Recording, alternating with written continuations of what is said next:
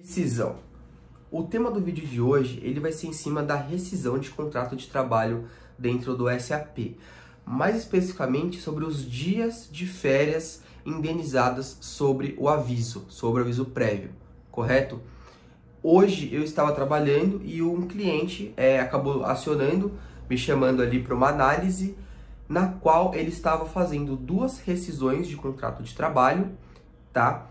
Com a mesma data, as duas eram a mesma data e coincidentemente tinham o mesmo período de aviso prévio.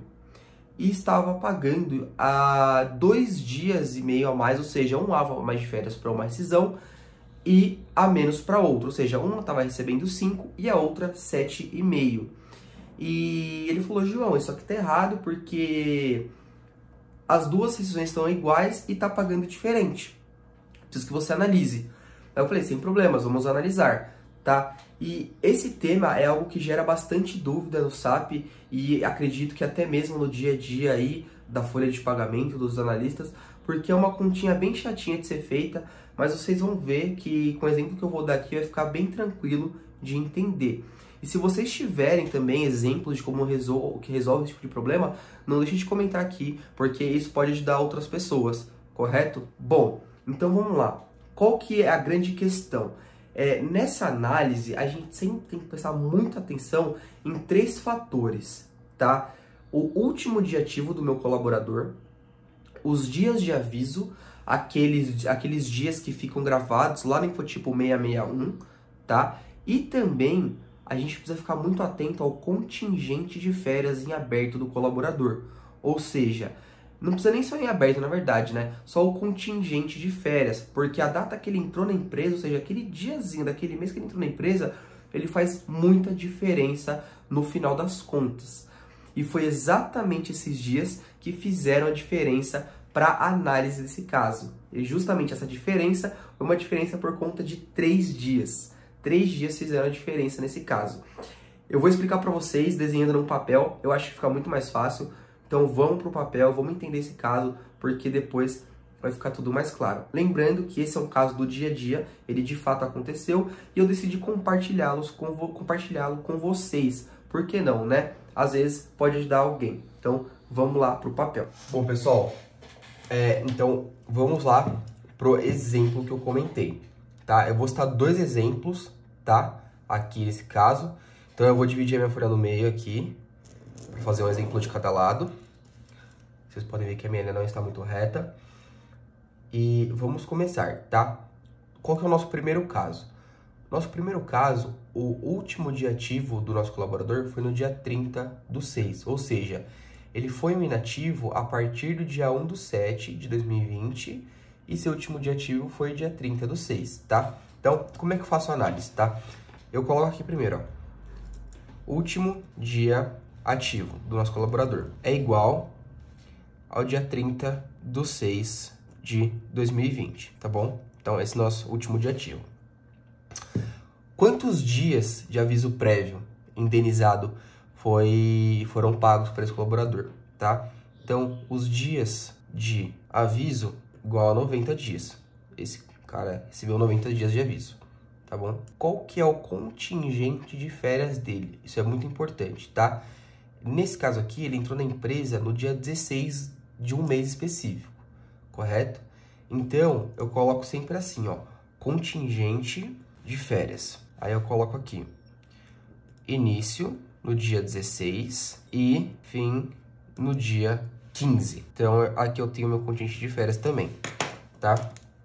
Então, com essas 3 informações aqui, os dias de aviso, o último dia ativo do meu colaborador e o meu contingente, eu já consigo fazer a minha análise, tá? E qual que é o primeiro passo que eu vou fazer aqui?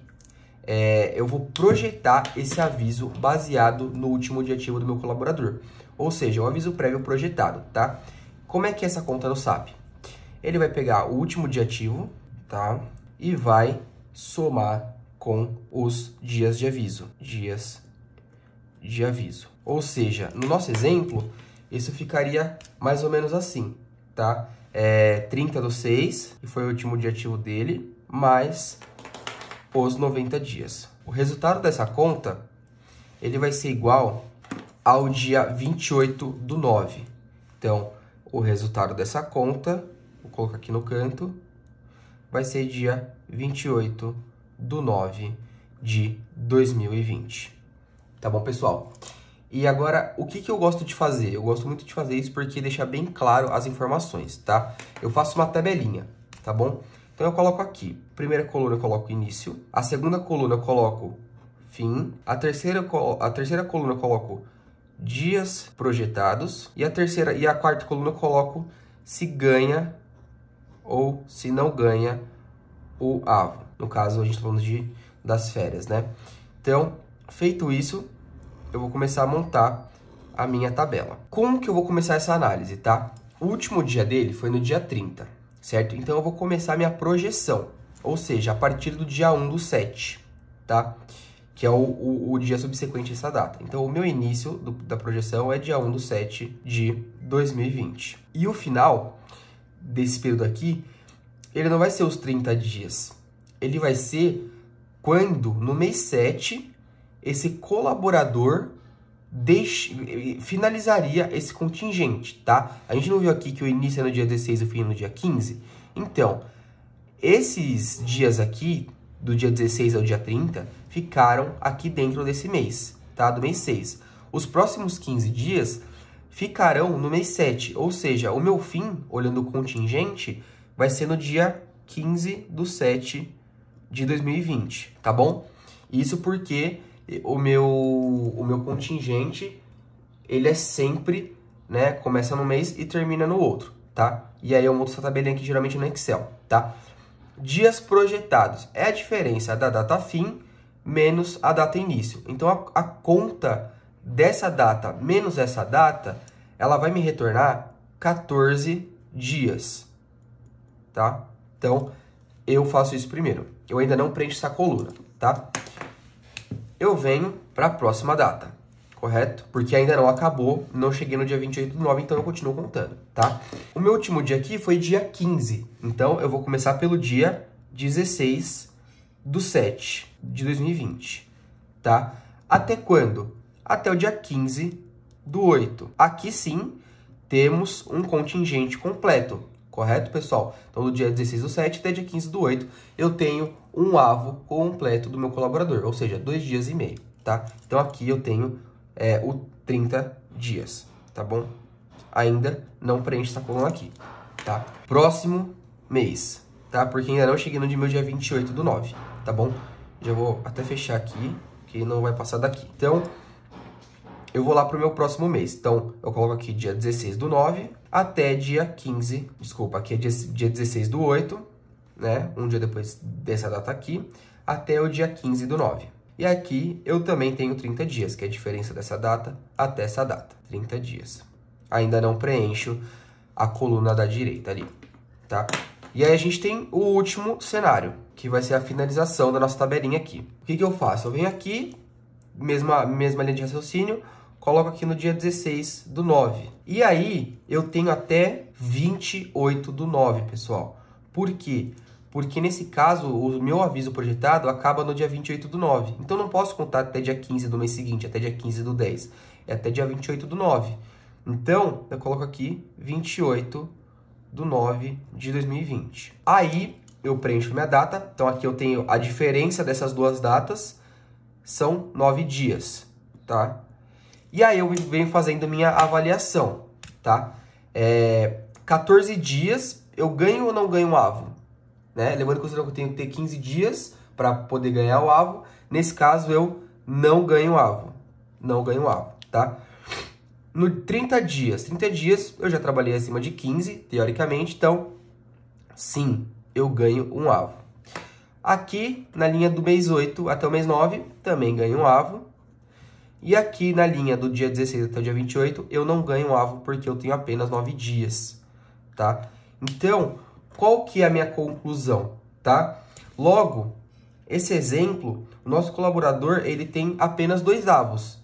Então, ele vai ter 2,5 mais 2,5, que vai corresponder a 5 dias, tá? Dessas férias. 5 dias dessas férias sobre o aviso prévio projetado, tá? E aí eu vou para um segundo exemplo, né? Vou fazer um segundo exemplo que foi o que gerou dúvida na análise do cliente, que foi o que eu falei para vocês. E porque o que o cliente fez? Ele pegou esse cenário, comparou com o que eu vou falar agora e viu que não fazia sentido, né? Só que aí, explicando, ele entendeu e eu usei essa mesma metodologia para falar com ele, tá? Então, vamos para o segundo exemplo. Pessoal, apenas uma pequena observação aqui nesse exemplo, tá? Aqui onde eu coloco que são 14 dias, na verdade são 15 dias, tá bom? E por que que ele não vai ganhar um avo nesse período, tá bom? Justamente porque o contingente dele ali se inicia no dia 16 e termina no dia 15. Então, do dia 16 do 6 até o dia 30 do 6, ele já ganhou um avo porque já são 15 dias. Então, esse avo ficou nas férias proporcionais, ok? E não no aviso, nas férias da projeção do aviso. Então, é por isso que nesse exemplo especificamente ele tem 15 dias e não ganhou o avo. Esse é o motivo, ok, pessoal? O segundo exemplo, olha por que gerou dúvida, tá? O último dia ativo foi no dia 30 do 6 também, de 2020. E esse colaborador, ele também recebeu um total de 90 dias de aviso prévio indenizado, tá? E o contingente de férias dele, ele se inicia sempre no dia 19 do mês, para o fim no dia 18, correto? Então, ele inicia no dia 19 e finaliza no dia 18, tá? Então, eu aplico a conta do contingente de férias, que é os meus 19 dias e 18 dias, na tabelinha também, e aplico a minha conta do último dia ativo mais os 90 dias. Então, isso aqui vai dar, lembra? O dia 28 do 9 de 2020. E aí, eu começo a minha tabelinha também, tá? Como é que eu vou montar minha tabelinha nesse caso? Do mesmo jeito que o outro. Início, fim, dias de aviso, ganha ou não ganha. Sim ou não, né? Coloquei ali, sim ou não. Então, vamos lá. Qual que é o início da projeção do aviso prévio? Igual o exemplo que eu coloquei aqui. Então, o início vai ser no dia 1 do 7. Até qual data, pessoal? Vejam que diferente daqui, esse colaborador finaliza no dia 18, correto? Então, do dia 1 do 7 até dia 18, tá? Então, até dia 18 do 7. A diferença dessas duas datas, ela vai ser de 17 dias. Então, vamos para a próxima linha, tá? A próxima linha vai ser do dia 19, 18 do 8, tá? Essa data aqui também me retorna 30 dias. Próximo mês, 19 do 8, 18 do 9. Essa data também me retorna 30 dias.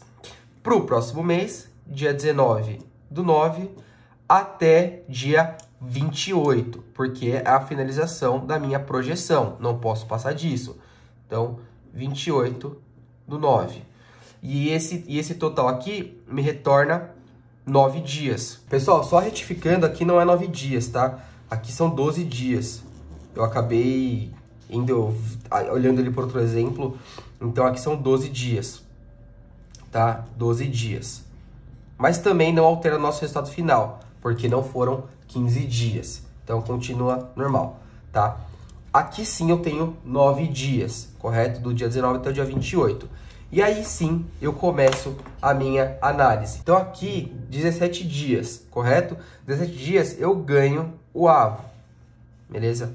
30 dias também ganho o avo, correto? 30 dias aqui também ganho o meu avo. 9 dias eu não ganho o meu avo. Então, nesse exemplo, o nosso colaborador acabou ganhando aí 3 avos, tá? Então, 2,5 mais 2,5 mais 2,5, que vai resultar aí em 7 avos e meio. Ou seja, ele vai ter 7 dias e meio. E aí, por que gerou tanta dúvida para o cliente, tá? Porque é o seguinte, vejam que as datas de último dia ativo são iguais e as datas de avisos também são iguais, tá? Só que o contingente de férias, ele é muito parecido. Olha aqui, um inicia no dia 16 e o outro no dia 19. Só que isso já é suficiente para que tenha diferença. Por quê? Tá? Vejam que aqui, ó, é dia 14 e aqui é dia 17. 14 dias, 17 dias. Só aqui eu já tenho uma diferença de 3 dias, que são exatamente a diferença de 16 para 19. Ou seja, por 3 dias, esse colaborador aqui recebeu um dia a mais de férias. E, coincidentemente, a data de desligamento foi igual, tá? Então, nesse caso, é justo para esses dois casos, tá? Por isso que não tem que ser igual. São datas diferentes, tá?